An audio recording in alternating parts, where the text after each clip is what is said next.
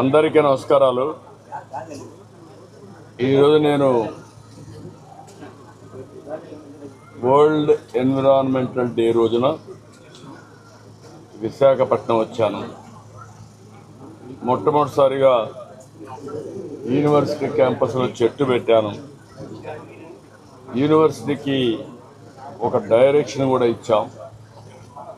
ఒక action plan తయారు చేయమన్నాను.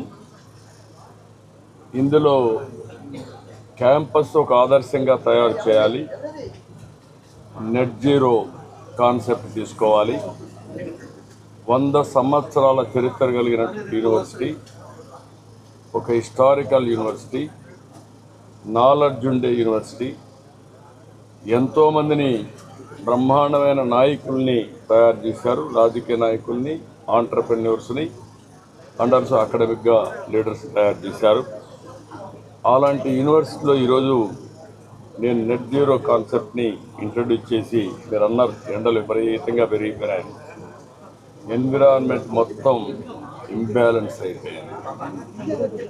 ఎండలు ఎక్కువ ఉన్నాయి, లేకపోతే ఇమ్మీడియట్ థండర్ బోల్ట్స్.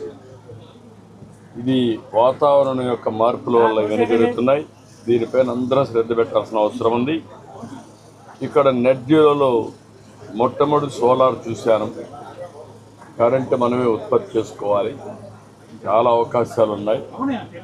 ఇప్పుడు వీళ్ళు చేసింది చాలా, 1,16,235 KWH చేశారు. 5,18,000 రూపాయలు వీళ్ళు కొంత సేవింగ్ అవుతుంది. 100% ఇక్కడుండే ల్యాండ్ 450 ఎకరాలు ల్యాండ్ ఉంది. ఇందులో బిల్డింగ్ల పైన ఎక్కడెక్కడ పెట్టగలుగుతారో పెట్టి, చెట్లు పెట్టే ప్లేస్లో కాకుండా 100% యూనివర్సిటీకి కావాల్సిన కరెంటు వీళ్ళే ఉత్పత్తి చేసుకోవాలి. అవసరమైతే వీళ్ళు బయట ఇవ్వాలి. ఆ పరిస్థితి రావాలి. That is one principle. రెండో, చెట్లు.